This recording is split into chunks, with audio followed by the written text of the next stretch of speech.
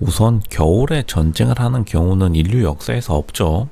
이제 당연히 6.25 전쟁 때도 여름에 온 건 다 이유가 있는 겁니다. 겨울에 전쟁을 하면은 이긴다 하더라도 민심을 잃기 때문에 북한의 농민들에게 민심을 잃으면은 전쟁을 할 이유가 없어요. 어차피 정치의 연장선이 전쟁이라는 무력 활동의 연장선으로 표현되는 거기 때문에. 근데 그거는 뭐 그냥 역사학자들이 꺼드럭대는 말들이고 뭐 상식이기도 하지만 요즘에 또 전쟁 이야기 때문에 또 전쟁이니 뭐니 그 기술적인 전문가들이 나와가지고 사실 저는 전문가들의 시대는 이미 지나갔다고 봅니다. 대한민국에서 전문가들의 시대는 90년대 이후로 반짝했다가 이제 사라져가는 중인데 상식적으로 생각을 넘어서 그냥 기본적으로 그런 뭐 무반동 무슨 포대니 그리고 뭐 군대 갔다 와가지고 무슨 어디에 부대가 배치되어 있어가지고 지금 법적으로 국제법적으로 전쟁법적으로 어쩌고저쩌고 그런 모든 무슨 이상한 외교적인 걸 다 빼고서라도 실제로 전쟁이 절대로 나지 않는 이유는 북한은 사실은 공격을 할 이유가 없어요. 로쇼님 잠시만요. 또 명분론 이거 지금 정치 외교학과 교수님 대학교 1학년 교양 강의 시작하시는 건가요? 그게 아니라 이게 가장 큰 단점이기도 한데 이제 대한민국뿐만 아니라 전 세계에서 유명한 전쟁을 꼽으라고 한다면 뭐 십자군 전쟁이 있죠. 중세시대의 십자군 전쟁이라고 하면은 결국에는 종교로 연관이 되는데 종교를 가진 국가들이 대부분 전쟁 수행 능력이 뛰어나요. 그 이유는 내세에 대한 그러니까 다음 세계 애프터라이프 그러니까 지금 어떻게 보면은 천국을 가냐 지옥을 가냐 요런 문제랑 연관되어야지 사람들이 공격을 하기 마련입니다. 그러니까 다시 말하면은 북한에 대한 전쟁 공격이 북한이 하기 위해서는 목숨을 걸고 내려와야 되는데 사실 북한에서 목숨 걸 이유가 아무것도 없죠. 다시 말하면은 사랑이 없기 때문이다. 북한에는 결국 사랑이 없는 거고 평양이라는 지금 현재 김일성 정권이 북한이에요. 원래는 선교사 집안으로 유명했죠. 평양 교회들이 유명했는데 그래서 이제 평양 교회들이 대한민국에 내려와서 평양냉면 집으로 유명해졌는데 이제 실제로 사랑이랑 이 북한이 생각하는 자신들의 정권 유지 수단으로서의 군사적 행동이랑 굉장히 다를 수밖에 없어요.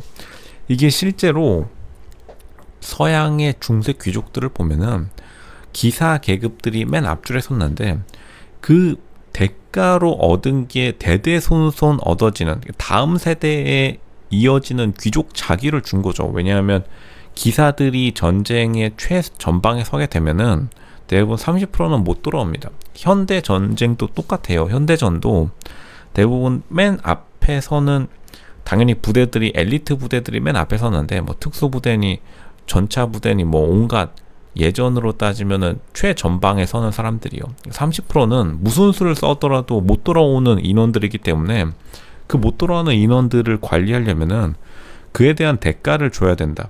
근데 그에 대한 대가를 십자군 전쟁은 종교에 대한 사랑, 그러니까 천국 간다로 꼬드겼고 그리고 중세에 이르러서는 당연히 너 다음 세대 너 아들한테 귀족자기 줄게 평생 해먹어라 대신에 너 가가지고 최전방에 좀 서 이렇게 했기 때문에 기사들이 간 거고 그리고 현대에서는 이제 종교랑 엮여가지고 어떻게 보면 뭐 준귀족 계급으로 잘 쳐주죠. 미군 같은 거 보면은 대부분의 경우에 남은 가족들에게 돈을 엄청나게 주죠. 연금을 엄청나게 주는 게 가능한 국가들만 어떻게 보면은 공격 능력을 가지고 있는데 그러니까 전쟁을 시작하는 게 끝내는 것보다 어렵다라는 유명한 말이 있듯이 시작을 하려면 공격을 해야 되는데 이 최전방에 설 부대가 없습니다.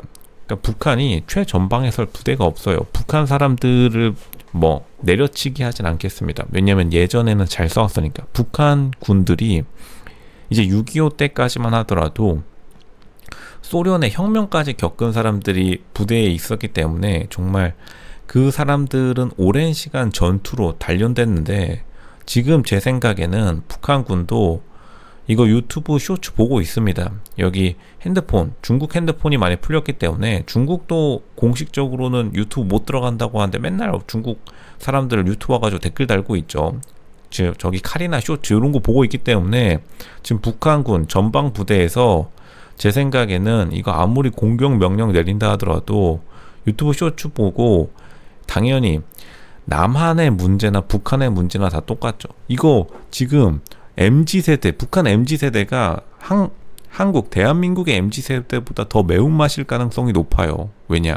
어차피 보상이 없으니까. 한국의 MZ세대들도 망나니로 살고 싶고 망나니로 거의 살고 있는 거나 마찬가지지만 그래도 은근히 대한민국의 MZ나 미국의 MZ나 마지막 최후의 수단이 사실 돈이 걸려있기 때문에 MZ세대들이 그나마 출근하고 학교 다니고 하는데 제가 볼 때는 북한의 MZ세대 그리고 군복무를 굉장히 일찍 하죠. 북한이 고등학교 졸업하고 군복무하는 경우도 굉장히 많다라고 들었는데 그러면은 당연히 저기 중국산 핸드폰 사가지고 유튜브 쇼츠 보면서 여기 지금 댓글 남기고 있을 수 있는데 그런 거 보면서 지금 북한에서 공격명령 내려가지고 6.25 지금 10월달 이제 겨울 오는데 공격명령 내린다고 하면은 저라도 안 갑니다. 제가 북한군 전차병이라고 하면은 그냥 기름 없다고 하고 그 자리에 주저앉아가지고 기름 보급받고 저 내년에 갈게요 이러고 그냥 말지 절대로 최전방에 서지 않는다. 그리고 최전방에 서지 않으면은 전쟁이 시작이 될 수가 없어요. 누군가는 맨 앞줄에 서야 됩니다. 이게 러시아 우크라이나 사태랑 비교하는 사람들이 많은데 그게 바로 군사 전문가들의 한계예요. 군사 전문가들이 굉장히 좀 군사 기계 무슨 역사적인 사건 들 중에서도 굉장히 일부분에만 집중해야 되기 하기 때문에 나무만 보지 숲을 못 보는 겁니다. 진짜로 전쟁 찐 전문가라기보다는 인류에 대한 통찰력이 높은 로쇼가 정확하게 말씀드릴게요. 대한민국에서 전쟁 절대 날 수가 없습니다. 왜냐하면 북한의 MZ세대가 쇼츠로 지금 칼이나 댄스 그리고 저기 장원영 이런 거 보고 있고 여기 댓글 남기고 앉아있는데 지금 오겠나요? 탱크에 앉아가지고 가라고 하면 절대 안 갑니다. 예전에 6.25와는 상황이 전혀 다르다. 6.25 때 전차부대 그리고 최전방 사람들은 소련 혁명까지 겪은 나름대로 자신의 명분 혹은 자기가 목숨을 바칠 만한 이유가 있는 사람들이었는데 북한군이요. 북한군 6.25 때 나름대로 빠른 속도로 뚫고 내려왔으니까요. 지금 북한군 MZ세대 지금 저기 38선 넘는 순간 같이 그냥 쇼츠 보면 돼요. 제가 정확하게 말씀드리겠습니다. 국방부가 지금 당장 저기 풍선 이런 거 날리지 말고 북한군에 우리도 찌라시 그리고 확성기 트는 게 아니라 지금 북한 전방부대에 갤럭시 노트 7 예전에 빵빵 잘 터지던 거 그거 이제 선물해 주면은 터지기도 터지거니와 팬 에디션으로 주면 될 것 같습니다. 그리고 유튜브 보느라 지금 정신없어가지고 못 와요. 틱톡 중국은 틱톡이 유행한다니까 틱톡으로 지금 30초 뇌 도파민 거기 절여져가지고 지금 탱크 시동도 못 겁니다. 제가 정확하게 말씀드릴 수 있어요. 그리고 겨울에 탱크 따뜻하겠다. 거기 쇼츠 보다가 잠들면은 걱정 없습니다. 대한민국 평화의 시대다. 그리고 중국 대만 당연히 전쟁 없습니다. 러시아 우크라이나랑 완전 다르다. 러시아 우크라이나는 그 친구들은 나름대로 쇼츠 보는 게 아니라 그 친구들도 그 친구들만의 러시아 우크라이나는 역사적으로 그리고 전통적으로 맨날 치고받고 싸우던 애들이고 중국과 대만 그 북한과 남한은 조선시대 때부터 겉으로만 싸우고 속으로는 그냥 서로 그냥 유튜브 보고 있는 사이였어요. 그러니까 그런 거에 걱정할 필요가 없다. 괜히 호들갑이다. 호들갑에 많은 사람들이 현혹되고 있다. 그렇게 보는 게 정확합니다.